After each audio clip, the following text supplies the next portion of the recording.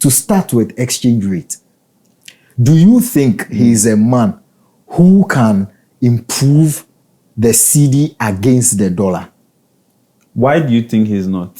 So, because he's This is a kicked man out. who left office with the cedi and dollar rates at 4 cedis, 50 pesos. Yeah, 4 point something. With our inflation rate at a single digit. And our economic whiskey rather left Yes, us but at we still keep them. Yes. 8 whiskey.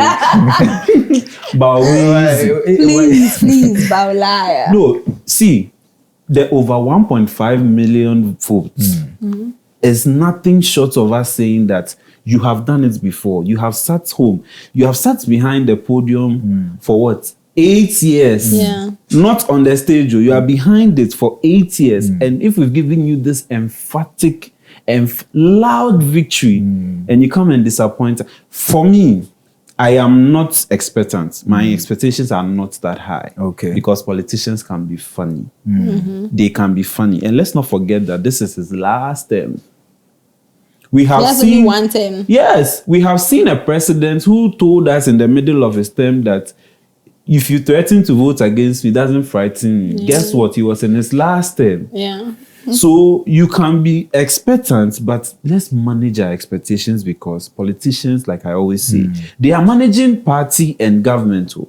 But I say, think before what you say, some economic brains will tell you that for you to have a good or a strong currency, I mean, your export would have done well to have a trade surplus. Yeah. Now, if you look at the science and data, it shows that over the past 3 or 2 years, 7 years, we've been recording since 2017. Yes, we've been recording some very good trade surplus. Yep. So you would think that it would reflect. It should have. So why is it not shown? To be fair, I think Mahama's first term, he tried.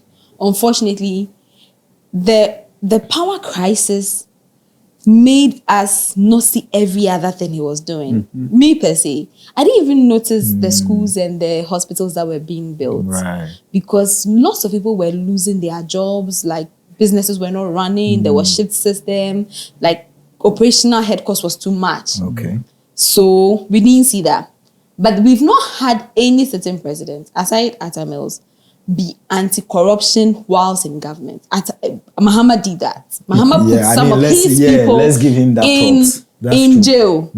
He sacked people for the perception of corruption. Victoria Hammer was one. Yes. I mean, we all heard that old dream. It was just saying she has a dream of making target. 1 million. Once she does that, she's out of politics. Exactly. And she was kicked out. Exactly. So I think that yes, we had some. He wasn't the perfect president we had, right. And he is looking nice to us because the current president set the bar to a -100.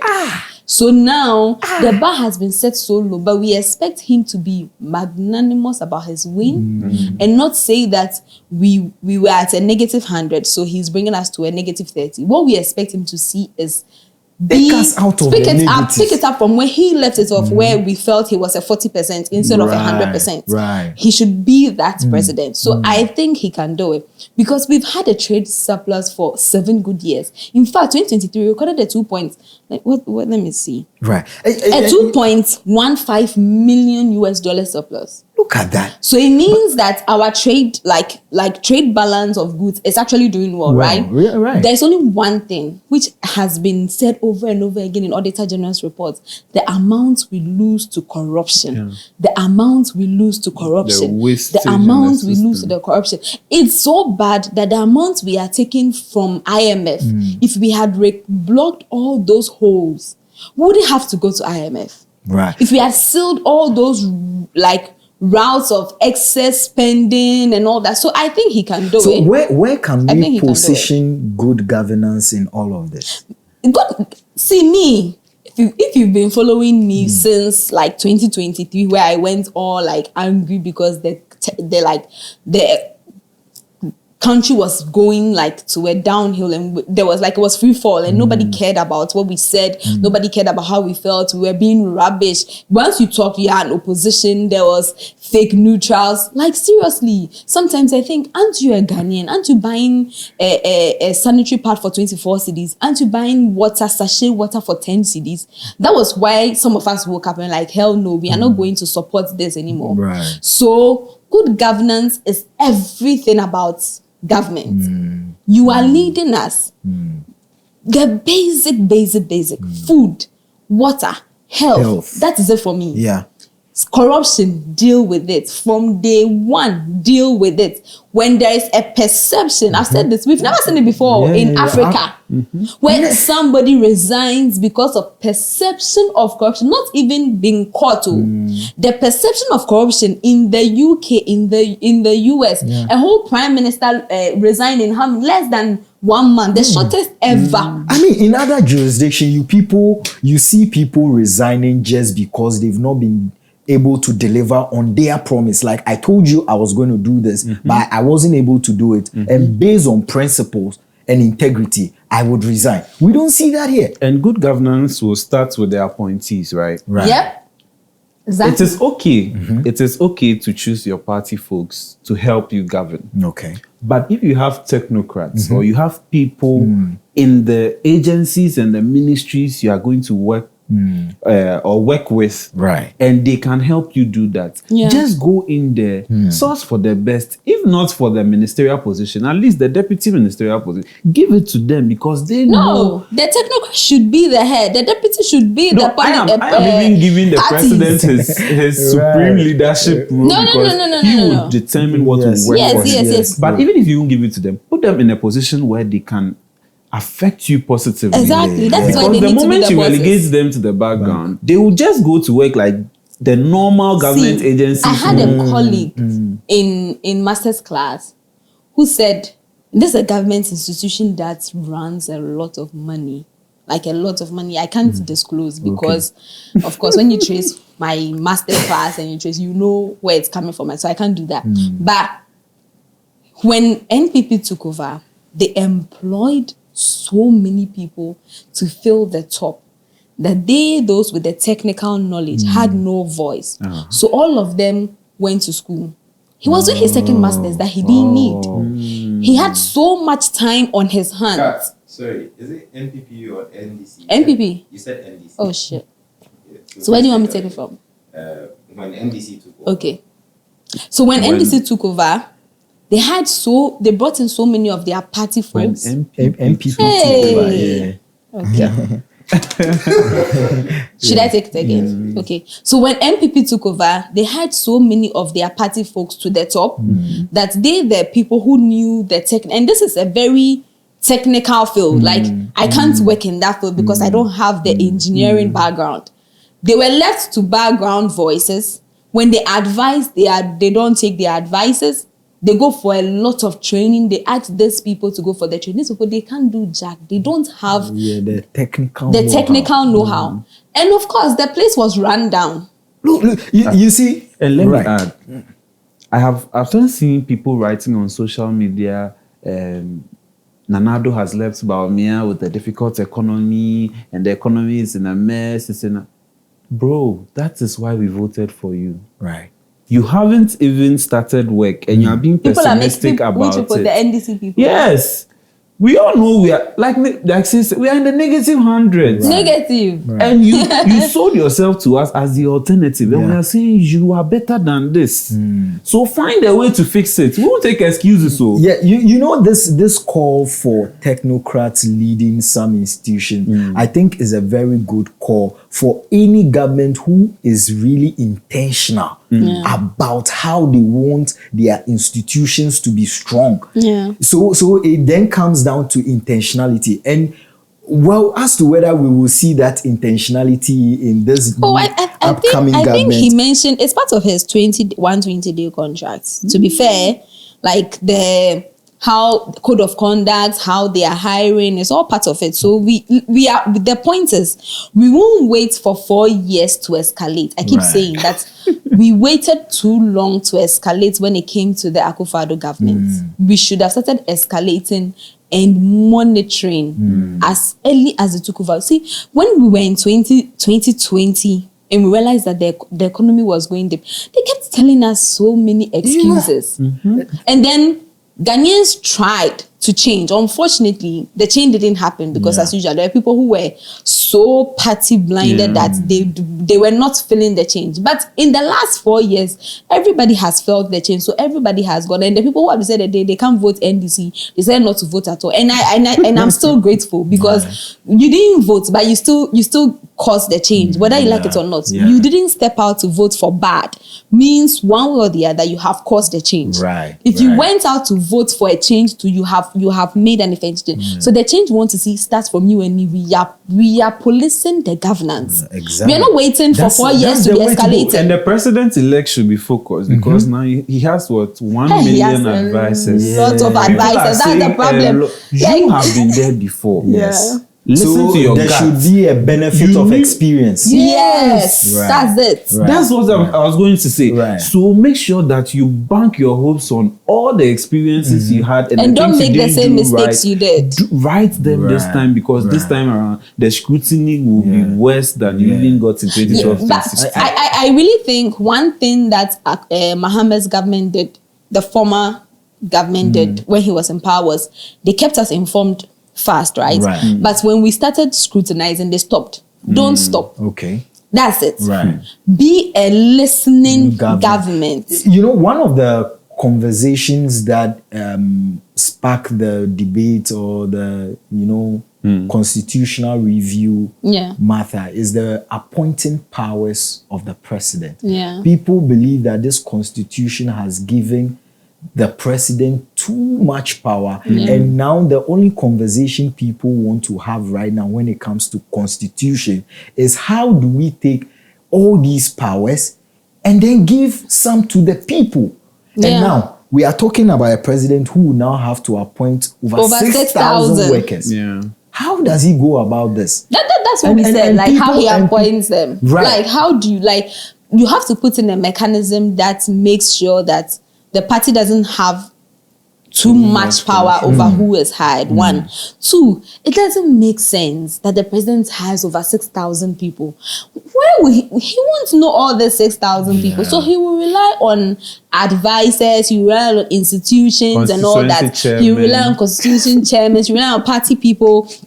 You rely on people who have been there before. So that's where the bad nuts starts coming in. Mr. President, you will not be able to churn out every bad nut. See, even in employment, in the small businesses that we run, we hire people, we do interviews, and then the people start asking, I think, but we did interview. How come we didn't notice it?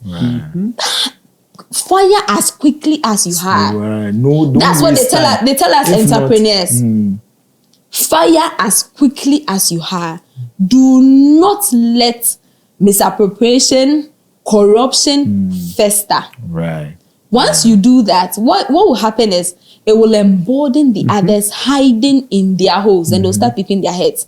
From day one, fire. That's true. It doesn't matter whether you were employed 10 days ago. Once we hear, and it shouldn't even be we've caught you. The perception of corruption is what killed Akufo-Addo's government. And then to know that it was actually true and he was empowering them to go. That's what killed us. That's why I'm saying that unfortunately for him, we have 18 million people's eyes on him every day. There should be a listening government that takes information scrutinized. We have new media, right? I wanted to ask Kingsley that the president-elect, does he come across to you as a listening president and to by a large extent a listening government? See, all your questions there, I want to ask you, answer it to another question, but see, he has no choice, so where we are at right now, he has no choice. The margin of victory, I keep saying, you can't disappoint over 1.5 million people. No, over 6 point something. No, No, some of As them in are the- his core base. Oh, okay. Me, I'm just basing it at the difference. Yes. The one The NPP people who have voted, he's just trying to tell you. his Right. work is cut out for him. Yeah. Okay. And for him, he's even lucky because at Amil's era, he started this constitutional review. Yeah. I think he should go back and visit that document. Okay. Yeah. Look at it. Where you think, oh, this one was too extreme or we need to Yeah. work. Just set up a committee quickly. Yeah. In his 120 But I day think he needs a social referendum. contract, We he wants to abolish 11. We will ex come. gratia, We right? will come on to Okay. that. But let's speak about how they want to root out corruption. They have what Operation they call, Oral. Yes, Operation Recover or Loot Oh Oral. my goodness. I am not so happy about it. Why? We're talking this morning Yes, and you even yes. mentioned that when we do that, we are giving like a free pass to some of these. People Because until it is done, I am pessimistic. Okay. Okay. Until it Okay. is done. In as much as we think, oh, it is simple, let's not forget Oh, yeah, that yeah, some it's of very these difficult. some of these intellectuals, they've gone through the system. Yeah, yeah, All the signatories signed and they've Oh, given yes. it to them officially. They didn't So steal, it is not as back simple door. as we say, oh, Yeah, yeah, when we yeah, come, we'll jail you, we'll jail you, we'll jail you. I How did he agree. obtain this? Yeah. Was it given to him the right way? Did the chief director sign? Did the minister sign? I think Did that, the president sign? another Yes. thing, another What will thing, you right? do? They do not declare their assets and make it public before they take office. So now you can come and tell me, like, as I'm sitting, I have my car, I have my house, I have my business, I'm running this before I go into politics. So when I go into politics and you see that I am driving this car, you come and question my car. Because you didn't know I had that car before I went Yes. into politics, or you didn't know the lifestyle I was living before you would think it is politics that's funding me. Those are some of the things that he needs to solve. The public officials need to declare their assets. Then we can judge by what we are seeing some years after to see that this is what just going to politics to enrich themselves or not. Another thing, the Akufo-Addo-led government was a very intellectual government. They had the lawyers, they had the people who knew And in we are and here as a out, country. in and out of how to make sure that there are no illegalities in the things that they were doing. So Operation Oral is not a simple, we are just Yes. coming to share. It won't be The that legal blocks that is ahead to collect those money back, they should be ready for it. You know, how do we situate the economy? What will be the expectation? Because after this, I want us to look at the 120 days. So you want us to end our expectations. Yes, you know. As I said, it always comes to the cost of living of every single human being in this country. That is what will determine the vote. Seriously. I don't care if you've built 500,000 hospitals. If I can't go to hospital and pay pay my consultation fee, okay, which is covered by NHIS most of the time, or I can't buy that extra medicine, or I can't even buy lunch. You know, there was a time in Ghana where 4 years ago, we're thinking, what were you doing? 001 or 110? We had a whole formula on how to eat because of cost of living. Yeah. So if I have to do 110 or 101, then I'm starting to question, the president that is sitting there, he's saying, are they doing 111? They're probably even doing 1 times 10 a day. They are snacking in between. I'm here struggling. In between meals. Exactly. We are doing brunch. We are doing. So then I start getting frustrated. Dessert. So the economy is important, Right. and it comes down to the cost of living of every citizen of Ghana. I keep saying the 3 basic things: food, how do you call it? Education, and then your health. Those 3 are important. If I don't have food, if I don't have good education, if I don't have good hospital, what are you telling me about macroeconomics? Or I keep saying those things, they are jargons. Our mothers on the streets, Yeah. she has no idea what that means. What is important to her is she has 5 kids. She's able to go to market. She's able to make profit. She's able to look after them. They are living a good life. They're able to go to school. Do you get it? Yeah. That is all the economy for them. Right. So yes, we have a lot, and we know that he can't wave a wand, which we wish he had. And then Ghana goes to reset, like the Operation Reset. It will be gradual. The point is they should keep us on listen to us, do Yeah. the press conferences, Insist. do not stop. Yeah. Akufo-Addo started and he stopped And it because cost him. he was getting backlash. So he stopped.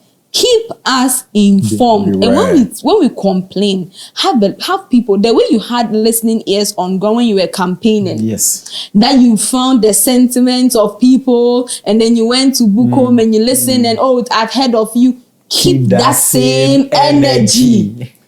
That's it. My expectation is very, very low. I don't expect anything from them. The pessimist. At this point, I want to be very pessimistic and say, see, even if you will chop some and do some, let us feel it. Because we can't say that. Sorry, take it again. We can't say that. It's okay. We can't say that we are going to eliminate corruption entirely. Maybe he can bring it to the barest minimum. Yeah. But all I'm saying is that do something. Let us be proud that we brought you in. I mean, right? To hear you speak, it just reminded me of the fact that even if you speak to a lot of Ghanaians, especially the youth, you get the sense that, look, we are not asking you to come and build a Dubai for us. So sometimes all it takes is let the environment be fertile they for said us they are going to reset it. Like the phones we have, you just reset it. Don't download the apps yet. Exactly. You format the phone because just now let the phone is switched off. The phone is off. The battery is dead. Because you switch it on and format it. Let's see that it's a clean It's slate. frozen. Ghanaians are asking for the bare minimum. That look, we are not asking for Isn't it sad? It's very sad that after 32 years of democracy, we are asking for the bare minimum. Isn't it sad? Let the environment be fertile and conducive for us to operate. Because the Ghanaian youth, if you put them in any working system, excel. So all we are asking is a good system, and we'll do our best. Anyways, these are some of the expectations that is coming from the camp of Sauce and Pepper. What are your expectations? Let us know in the comment section. And whilst you're doing that, don't forget to recommend this channel to a brother, a father, a sister. Let them know what they go on, what they happen for Ghana. This has been Sauce and Pepper. Till we come your way next time, be a great citizen. We are.